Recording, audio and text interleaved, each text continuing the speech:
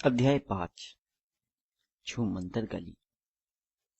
अगली सुबह हैरी जल्दी जाग गया। हालांकि उसे अच्छी तरह से मालूम था कि सुबह हो चुकी है, फिर भी उसने अपनी आंखें नहीं खोली। मैं एक सपना देख रहा था, उसने अपने आप को समझाते हुए कहा। मैंने सपने में देखा कि हैग्रिड नाम का एक भीमकाय आदमी आया और उसने मुझे बताया कि मैं जादूगरों के स्कूल में पढ़ने जा रहा हूँ। लेकिन जब मैं अपनी आंख खोलूंगा तो खुद को घर की अपनी अलमारी में पाऊंगा। तभी अचानक एक तेज आवाज हुई, जैसे कोई खटखटा रहा हो। और यह पेचूनी आंटी दरवाजा खटखटा रही है, हैरी ने सोचा। हालांकि उसका दिल डूब रहा था, परंतु उसने अब भी अपनी आंखें नहीं खोली। कितना अच्छा सपना था। ठक ठक ठक। ठीक है, हैरी बड़बड़ाया। उठता हूँ। वह उठकर बैठ गया और हैग्रिड का भारी कोट उसके ऊपर से गिर गया। झोपड़ी सूरज की रोशनी से भरी हुई थी। तूफान खत्म हो चुका था। सोफे पर हैग्रिड सो रहा था और एक उल्लू अपने पंजे से खिड़की पर ठक ठक कर रहा था, जिसकी चोंच पे एक अखबार दबा था। हैरी हाथों के बल उठकर खड़ा हुआ। वह इतना खुश था मानो उसके अंदर कोई बड़ा सा गुब्बारा फूल रहा हो। वह सीधा खिड़की तक गया और उसे झटके से खोल दिया।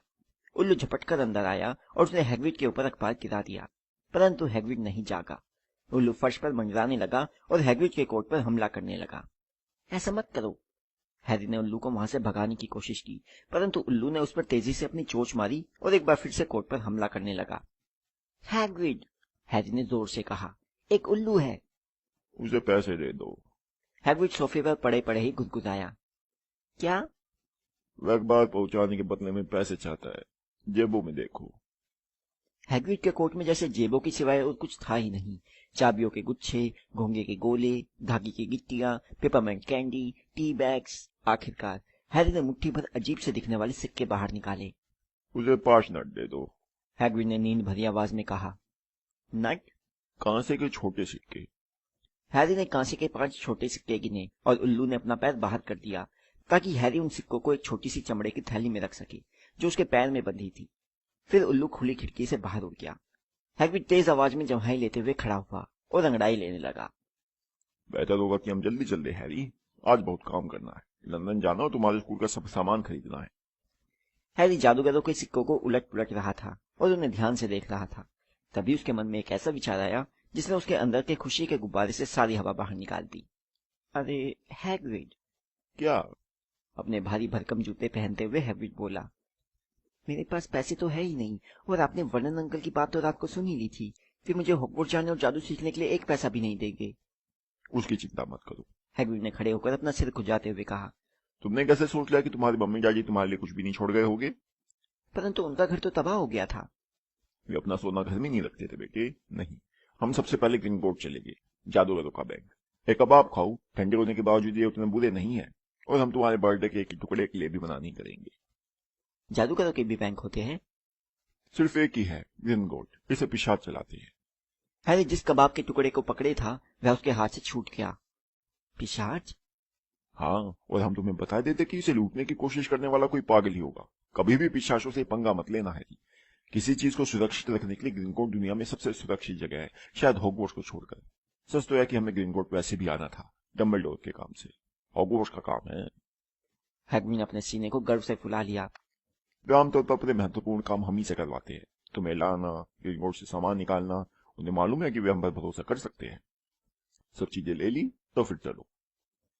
हैरी हैग्रिड के पीछे पीछे चट्टान पर आ गया। अब आसमान बिल्कुल साफ था और समुद्र सूरज की रोशनी में चमक रहा था। वर्नन अंकल जो नाव किराए पर लाए थे वह अब भी वहीं थी। हालांकि तूफान के कारण उसके पेंदे में बहुत सा पानी भर गया था। आप यहाँ कैसे थे? हैरी ने पूछा, क्योंकि दूसरी नाव कहीं नजर नहीं आ रही थी। उड़कर आए थे। हैग्रिड ने कहा। उड़कर? हाँ, परंतु हम लोग इस नाव में वापस चलेंगे। अब तुम हमें मिल गए हो, इसलिए हमारा जादू करना ठीक नहीं रहेगा। वे नाव में बैठ गए।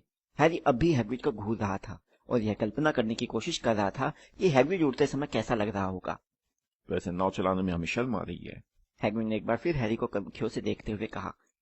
क्या हम नाव को थोड़ा थोड़ा सा तेज कर दे ताकि हम जल्दी पहुंच जाए? बशर्ते तुम उसका जिक्र हॉगवर्ट्स में ना करो। बिल्कुल नहीं करूंगा, हैरी ने कहा, जो जादू के और कमाल देखने के लिए उत्सुक था। हैग्रिड ने अपनी गुलाबी छतरी बाहर निकाली, उसे नाव के किनारे पर 2 बार ठोका और नाव तेजी से किनारे की तरफ चल पड़ी। ग्रीनगोट को लूटने की कोशिश करना पागलपन क्यों है? हैरी ने पूछा। मंत्र है, टोटके है। हैग्रिड ने कहा और यह बोलते समय उसने अपना अखबार खोल लिया। लोग कहते कि भारी सुरक्षा वाली तिजोरियों में रक्षा के लिए वहां पर ड्रैगन भी है, और फिर वहां रास्ता ढूंढना भी आसान काम नहीं है। ग्रीनकोट लंदन से सैकड़ों मील नीचे है, अंडरग्राउंड से भी नीचे गहराई में। अगर आपके हाथ कोई चीज लग भी गई तो भी आप बाहर निकलने की कोशिश में भूखे मर जाएंगे। जब हैग्रिड अपना अखबार दैनिक जादूगर पढ़ रहा था तो हैरी बैठा बैठा इस बारे में सोचता रहा। हैरी ने वर्नन अंकल से सीखा था कि जब लोग अखबार पढ़ते हैं तो उनसे बात नहीं करना चाहिए, परंतु चुप रहना बहुत मुश्किल था। जिंदगी में कभी उसके दिमाग में इतने सारे सवाल एक साथ नहीं आए थे। जादू का मंत्रालय हमेशा की तरह गड़बड़ काम कर रहा है। हैग्रिड पेज पर रखते हुए बुदबुदाया। क्या जादू का मंत्रालय भी होता है? हैरी अपने आप को रोक पाए इससे पहले उसके मुंह से निकल गया। हाँ, हैग्रिड ने कहा। सब चाहते थे कि डम्बलडोर मंत्री बन जाए, पर वे हॉगवर्ट्स छोड़ने को तैयार नहीं थे। इसलिए बूढ़े कॉर्नेलियस फज को मंत्री बना दिया। दुनिया में उससे बड़ा नारी नहीं मिलेगा। वह हर रोज डम्बलडोर के पास ढेर सारे उल्लुओं की फौज भेज देता है, उनसे सलाह मांगने के लिए।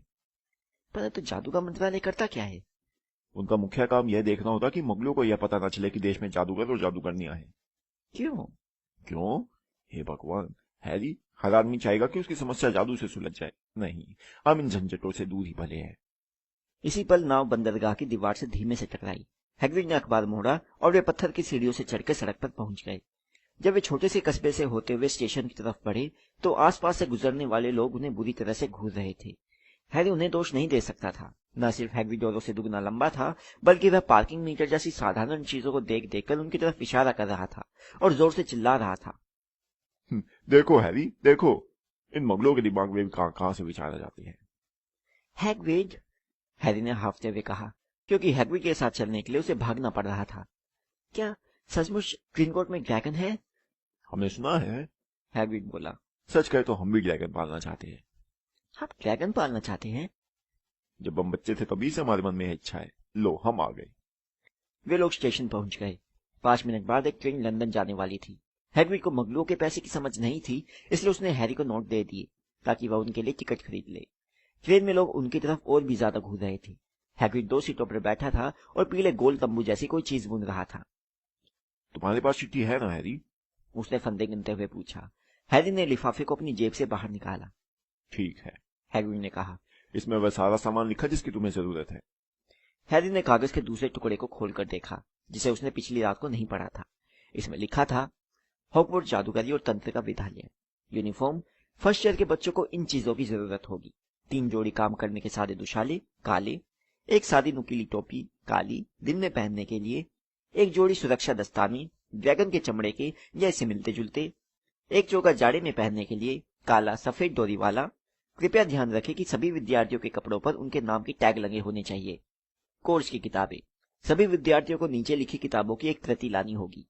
मंत्रों की शुरुआती किताब भाग 1 मिरांडा कोशाग, जादू का इतिहास बाटिल्डा बैगशॉट, जादुई किताब एल्बर्ट वैफलिंग, रूप परिवर्तन की शुरुआती किताब एमरिक स्विच, 1000 जड़ी बूटियां और फफूंदियां फिलिडा स्पोर, जादुई काढ़ी और सेनियस जिगर, विचित्र जानवर और उन्हें कहां ढूंढा जाए न्यूट स्कैमेंडर, गुप्त कलाओं से रक्षा क्विंटिन ट्रिम्बल, अन्य सामग्री, एक जादुई छड़ी, एक कढ़ाई जस्ते की स्टैंडर्ड साइज 2, एक जोड़ी कांच या सफ्टिक की शीशियां, एक दूरबीन, एक जोड़ी पीतल के तराजू। विद्यार्थी चाहे तो उल्लू या बिल्ली या मेंढक भी ला सकते हैं। विद्यार्थियों के माता पिता ध्यान रखें कि फर्स्ट ईयर के बच्चों को जादुई झाड़ू लाने की इजाजत नहीं है। क्या यह सब हमें लंदन में मिल जाएगा? हैरी ने हैरान होकर जोर से पूछा। हाँ, पर आपको सही जगह मालूम होना चाहिए, हैग्रिड ने कहा। हैरी पहले कभी लंदन नहीं आया था। हालांकि हैग्रिड को मालूम था कि उसे कहां जाना है, परंतु जाहिर था कि उसे आम तरीके से जाने की आदत नहीं थी। वह प्लेटफॉर्म पर टिकट बैरियर में फंस गया और हल्ला मचाने लगा कि मुगलों की सीटें बहुत छोटी होती है और उनकी ट्रेनें बहुत धीमे चलती है। हम नहीं जानते कि जादू के बिना मुगलों का काम कैसे चलता है। यह उसने तब कहा जब वे टूटी फूटी ऑटोमेटिक सीढ़ी पर चढ़े, जो उन्हें एक भीड़ भरी सड़क पर ले गई, जिसके दोनों तरफ दुकानें बनी थी। हैग्रिड इतना लंबा चौड़ा था कि उसे देखते ही भीड़ छट जाती थी। हैरी को बस इतना करना था कि वह उसके ठीक पीछे चले। वे किताबों की दुकानों, म्यूजिक स्टोर्स, हैमबर्गर बार और सिनेमा घर के पास से गुजरे, परंतु एक भी दुकान ऐसी नहीं दिख रही थी जिसे लगे कि वहां जादुई छड़ी मिल सकती है। यह सामान्य लोगों से भरी एक सामान्य सड़क थी। क्या सचमुच जादूगरों का ढेर सारा सोना उसके नीचे मीलों गहराई में दबा हुआ था? क्या सचमुच ऐसी दुकानें थी जहां मंत्रों की किताबें और जादुई झाड़ुएं मिलती थी? कहीं डर्सली परिवार ने उसके साथ कोई भयानक मजाक तो नहीं किया? अगर हैरी को यह पता ना होता कि डर्सली परिवार को मजाक करना नहीं आता, तो वह ऐसा जरूर सोच सकता था। हालांकि हैग्रिड ने जो भी कुछ बताया था वह सब कल्पना से परे था, फिर भी हैरी को उसकी बात पर यकीन था। हैग्रिड ने रुकते हुए कहा, यह रही रिश्ती कढ़ाई, यह एक मशहूर जगह है। रिश्ती कढ़ाई एक छोटा और गंदा सा बियर बार था। अगर हैग्रिड ने उसकी तरफ इशारा न किया होता तो हैरी उसे नहीं देख पाता। आसपास से तेजी से गुजरते हुए लोग उसकी तरफ नहीं देख रहे थे। उनकी निगाहें तो इस तरफ की किताबों की बड़ी दुकान से उस तरफ की रिकॉर्ड शॉप तक सीधी जा रही थी, जैसे उन्हें रिश्ती कढ़ाई नजर ही नहीं आ रही हो। दरअसल हैरी को यह अजीब एहसास हो रहा था कि यह सिर्फ उसे और हैग्रिड को ही दिख रही थी। इससे पहले कि वह यह कह पाए, हैग्रिड उसे खींचकर अंदर ले गया। मशहूर जगह के हिसाब से यहाँ कुछ ज्यादा ही अंधेरा और गंदगी थी। कुछ बूढ़ी महिलाएं एक कोने में बैठकर छोटे गिलास में शर्री पी रही थी। उनमें से एक लंबा पाइप पी रही थी। ऊंची टोपी पहने एक नाटा आदमी बूढ़े मैनेजर से बात कर रहा था, जो काफी गंजा था और किसी पिलपिले अखरोट की तरह दिख रहा था। जब वे अंदर घुसे तो बातचीत की आवाजें थम गई। लगता था वहां सब लोग हैग्रिड को जानते थे। उन लोगों ने उसकी तरफ देखकर हाथ हिलाया और मुस्कुराए। मैनेजर ने गिलास की तरफ हाथ बढ़ाया और पूछा, हैग्रिड, हमेशा वाला ही पियोगे ना? नहीं पी सकते टॉम, हम हॉगवर्ट्स के काम से आए हैं। हैग्रिड ने हैरी के कंधे पर अपना भारी हाथ ठोकते हुए कहा, जिसके वजन से हैरी के घुटने झुक गए। हे भगवान, मैनेजर ने हैरी की तरफ देखते हुए कहा, क्या ये कैसा हो सकता है? रिश्ती कढ़ाई अचानक पूरी तरह शांत और खामोश हो गई। भगवान भला करे, बूढ़ा मैनेजर बोला। हैरी पॉटर, कितने सम्मान की बात है। वह बार के पीछे से लपक कर बाहर आया, हैरी की तरफ दौड़ा और उसका हाथ अपने हाथों में ले लिया। उसकी आंखों में आंसू भरे थे। हमारी दुनिया में आपका स्वागत है मिस्टर पॉटर, स्वागत है। हैरी को समझ में नहीं आ रहा था कि क्या कहे। सब लोग उसी की तरफ देखते रहे। पाइप पीने वाली बुढ़िया पाइप खींचे जा रही थी और उसे पता ही नहीं चला कि पाइप बुझ चुका था। हैग्रिड का चेहरा चमक रहा था। फिर बहुत सी कुर्सियों के खिसकने की तेज खड़खड़ाहट हुई और अगले ही पल रिश्ती कढ़ाई के सभी लोग उससे हाथ मिला रहे थे। मिस्टर पॉटर, मुझे यकीन ही नहीं होता कि मैं आपसे मिल रही हूँ। मुझे गर्व है मिस्टर पॉटर, मुझे गर्व है। हमेशा से आपसे मिलना चाहता था। मैं खुशी के मारे पागल हो रहा हूँ। मैं बता नहीं सकता मिस्टर पॉटर कि आपसे मिलकर कितनी खुशी हुई। मेरा नाम डिगल है, डिगलस डिगल। मैंने आपको पहले भी देखा है, हैरी ने कहा, जब डिगलस डिगल की टोपी रोमांच के कारण गिर गई। आपने मुझे एक बार दुकान में देखकर सिर झुकाया था। उसे याद है, डिगलस डिगल ने चिल्लाते हुए चारों तरफ देखा। सुना तुमने? उसे याद है। हैरी ने बार बार हाथ मिलाए। डोरिस क्रॉकफोर्ड हाथ मिलाने के लिए बार बार आती रही। एक पीला सा युवक रास्ता बनाते हुए आगे आया। वह बहुत घबराया सा दिख रहा था। उसकी एक आंख फड़क रही थी। प्रोफेसर क्विरिल, हैग्रिड ने कहा। हैरी, प्रोफेसर क्विरिल हॉगवर्ट्स में तुम्हारे टीचर होंगे। पॉटर, प्रोफेसर क्विरिल ने हकलाते हुए कहा और उन्होंने हैरी का हाथ कसकर पकड़ लिया। बता नहीं सकता मैं आपसे मिलकर कितना खुश हूँ। आप किस तरह का जादू सिखाते हैं प्रोफेसर क्विरिल? गुप्त कला से रक्षा, प्रोफेसर क्विरिल ने फुसफुसाते हुए कहा, जैसे इस बारे में वे सोचना नहीं चाहते हो। वैसे तुम्हें इसे सीखने की क्या जरूरत है ना पॉटर? वे घबराहट में हंसे। मुझे लगता है तुम अपना सामान लेने के लिए आए होगे। मुझे भी खून चूसने वाले भूतों पर एक नई किताब खरीदना है। वे इस विचार से ही आतंकित दिख रहे थे, परंतु दूसरे लोग यह सहन नहीं कर पा रहे थे कि प्रोफेसर क्विरिल हैरी पर कब्जा किए रहे। उन सबसे पीछा छुड़ाने में लगभग 10 मिनट लग गए। आखिरकार हैग्रिड ने अपनी आवाज शोरगुल से ऊंची करने में सफलता पाई। अब चलना चाहिए, बहुत सारा सामान खरीदना है। चलो हैरी। डोरिस क्रॉकफोर्ड ने हैरी से आखिरी बार हाथ मिलाया और हैग्रिड हैरी को बार के अंदर ले गया। अंदर दीवारों से घिरा एक छोटा सा अहाता था, जहाँ कूड़ेदान और कुछ जंगली पौधों के सिवाय कुछ भी नहीं था। हैग्रिड ने हैरी की तरफ देखकर दांत निकाले। हमने तुमसे कहा था ना कि तुम मशहूर हो। यहाँ तक कि प्रोफेसर क्विरिल भी तुमसे मिलते समय कांप रहे थे। वैसे जान लो कि वे हमेशा कांपते रहते हैं। क्या वे हमेशा इतने ही घबराए रहते हैं? हाँ बेचारे, बहुत तेज दिमाग था। जब तक वे किताबों से पढ़ते रहे थे तब तक बिल्कुल ठीक ठाक थे, परंतु फिर उन्होंने असली अनुभव लेने के लिए 1 साल की छुट्टी ली। लोग कहते कि वे काले जंगल में खून चूसने वाले भूतों से मिले और एक चुड़ैल के कारण उन्हें बहुत मुश्किलें आई। उसके बाद से वे पहले जैसे नहीं रहे। वे विद्यार्थियों से डरते हैं, अपने खुद के विषय से डरते हैं। अब हमारी छतरी कहाँ है? खून चूसने वाले भूत, चुड़ैले। हैरी का दिमाग घूम रहा था। इस बीच हैग्रिड कूड़ेदान के ऊपर वाली दीवार पर ईंटें गिन रहा था। 3 ऊपर 2 बगल, वह बुदबुदा रहा था। ठीक है, पीछे हटो हैरी। उसने अपनी छतरी की नोक से दीवार को 3 बार ठोका। जिस ईंट को उसने छुआ था वह थरथराई, कांपी और फिर बीच में एक छोटा सा छेद नजर आया, जो चौड़ा होता गया। 1 सेकंड बाद उन्हें एक मेहराबदार रास्ता दिखा, जो इतना बड़ा था कि हैग्रिड भी उसमें आराम से जा सकता था। इस मेहराबदार रास्ते के उस पार पैबंद लगी सड़क थी, जो घुमावदार थी और आगे जाकर मोड़ पर गुम हो जाती थी। छुमंतर गली में तुम्हारा स्वागत है, हैग्रिड ने कहा। हैरी को आश्चर्य हुआ कि वह दांत दिखा रहा था। फिर वे लोग मेहराबदार रास्ते से अंदर गए। हैरी ने जल्दी से सिर घुमाकर देखा कि मेहराबदार रास्ता तत्काल एक बार फिर से ठोस दीवार में बदल गया था। सबसे पास वाली दुकान के बाहर रखी कढ़ाइयों का ढेर सूरज की रोशनी में चमक रहा था। उनके ऊपर लटके साइन बोर्ड पर लिखा था, कढ़ाइया हर साइज की, तांबे, पीतल, जस्ते, चांदी की, अपने आप तलने वाली, फोल्ड होने वाली। हाँ, तुम्हें इसकी जरूरत पड़ेगी, हैग्रिड ने कहा। पर सबसे पहले तुम्हारे पैसे निकालने होंगे। हैरी सोच रहा था काश उसकी 8 आंखें होती। सड़क पर चलते समय वह हर दिशा में अपना सिर घुमा रहा था और एक साथ सब चीजों को देखने की कोशिश कर रहा था। दुकानें, उनके बाहर रखी चीजें, सामान खरीदते लोग, औषधियों की दुकान के बाहर वे एक गोल मटोल औरत के पास से गुजरे जो अपना सिर हिला रही थी और कह रही थी, ड्रैगन लिवर, सदवासिकन का इकोन्स, ये लोग पागल हो गए हैं। एक अंधेरी दुकान से उल्लुओं के बोलने की धीमी धीमी आवाजें आ रही थी, जिसके साइन बोर्ड पर लिखा था, आइलोप्स उल्लू एम्पोरियम, पिंगल, गुग्गू, कैरल, भूरे और सफेद उल्लू। हैरी की उम्र के कई बच्चे एक खिड़की पर अपनी नाक गड़ाए खड़े थे, जिसके अंदर जादुई झाड़ुएं रखी थी। देखो, हैरी ने एक को कहते सुना, निम्बस 2000 सबसे तेज। वहां पर ऐसी दुकानें थी जहां दुशाले और दूरबीनें बिक रही थी, और चांदी के अजीब से यंत्र भी, जिन्हें हैरी ने पहले कभी नहीं देखा था। खिड़कियों में चमगादड़ के स्प्लीन और ईल मछली की आंखों के ढेर लगे थे। मंत्रों की किताबों के गट्ठर, चमड़े के कागज के रोल और कलमे, जादुई काढ़े की बोतल, चंद्रमा की ग्लोब। ग्रिनगोट, हैग्रिड ने कहा। वे एक बर्फ जैसी सफेद इमारत के पास पहुंच गए, जो बाकी सभी दुकानों से बहुत ऊंची थी। उसके कांसे के चमकते दरवाजे के पास लाल और सुनहरी यूनिफॉर्म पहने हुए खड़ा था। हाँ, पिशाच है, हैग्रिड ने धीमे से कहा, जब वे लोग सफेद पत्थर की सीढ़ियां चढ़ते हुए उसकी तरफ बढ़े। पिशाच हैरी से कुछ इंच नाटा होगा। उसका चेहरा सांवला और चालाक सा था। उसकी दाढ़ी नुकीली थी और हैरी ने देखा कि उसकी उंगलियां और पैर बहुत लंबे थे। जब वे लोग अंदर घुसे तो उसने सिर झुकाकर उनका अभिवादन किया। अब उनके सामने एक और दरवाजा था जो चांदी का था और उस पर यह शब्द लिखे थे, अंदर आइए अजनबी, परंतु ध्यान रखिए आप, लालच होता है महापाप, क्योंकि वे लोग जो योग्य नहीं होते फिर भी यह लेते, वे वक्त आने पर उसकी बहुत बड़ी कीमत है देते। इसलिए अगर आप खोज रहे हो हमारे फर्श के नीचे वह खजाना जो आपका नहीं है, ना आगे ना पीछे, तो चोर महाशय, आपको चेतावनी दे दी गई है, रहना सावधान। आपको खजाना ही नहीं कुछ और भी मिलेगा, इसका रखना ध्यान। जैसा हमने कहा था, इसे लूटने की कोशिश करना पागलपन होगा, हैग्रिड ने कहा। जब वे चांदी के दरवाजे से अंदर जा रहे थे तो पिशाचों की एक जोड़ी ने उन्हें सलाम किया और अब वे संगमरमर के एक बड़े हॉल में थे। 100 से भी अधिक पिशाच एक लंबे काउंटर के पीछे ऊंचे स्टूलों पर बैठकर मोटे मोटे लेजरों में लिख रहे थे। पीतल के तराजुओं में सिक्के तोड़ रहे थे। आंखों पर लेंस लगाकर कीमती रत्नों की जांच कर रहे थे। हॉल से बाहर जाने वाले दरवाजे इतने सारे थे कि उन्हें गिना नहीं जा सकता था। बहुत से पिशाच वहां पर खड़े थे और दरवाजों से आने जाने में लोगों की मदद कर रहे थे। हैग्रिड और हैरी काउंटर की तरफ बढ़े।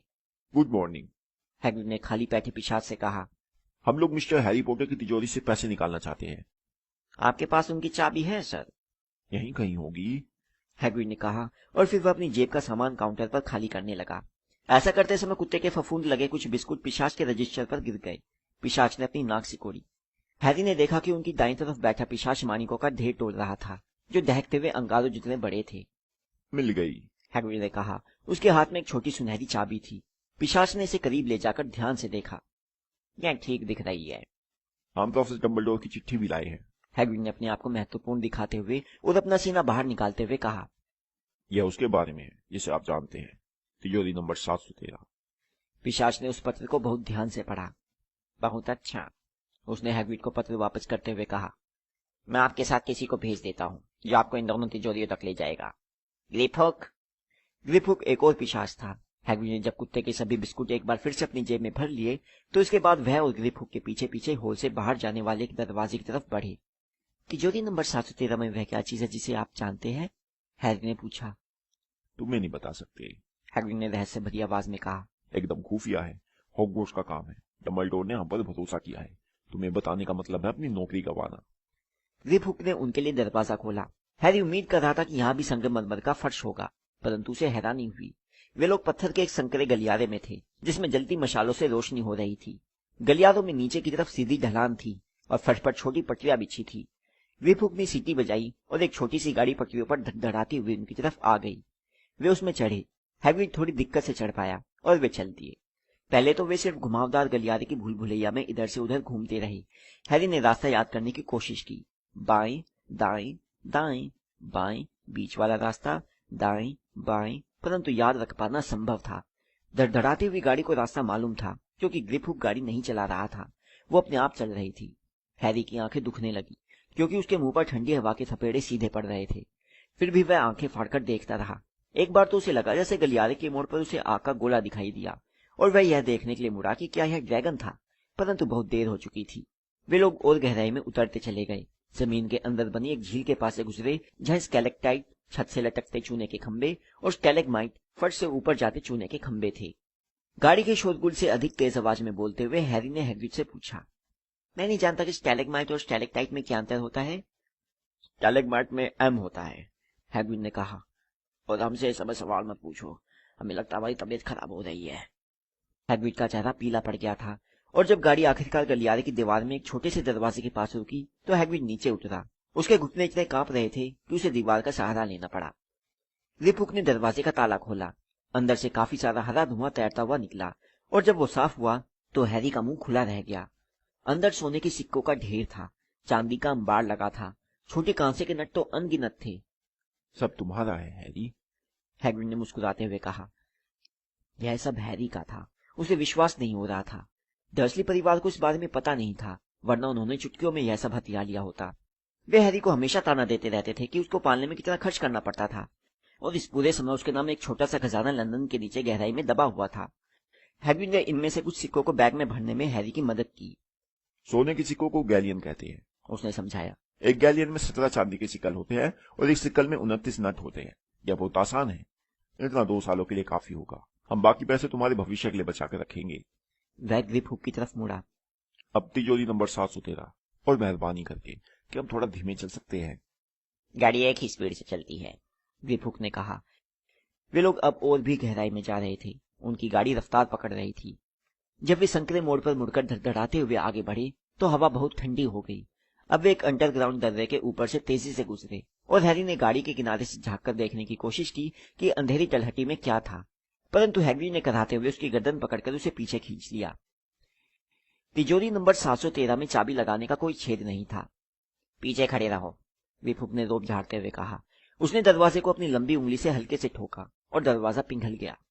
ग्रिपहुक ने कहा, अगर ग्रिंगोट के पिशाच के खिलाफ किसी और ने ऐसा करने की कोशिश की होती तो दरवाजा उसे अंदर चूस लेता और वह अंदर फंसा रह जाता।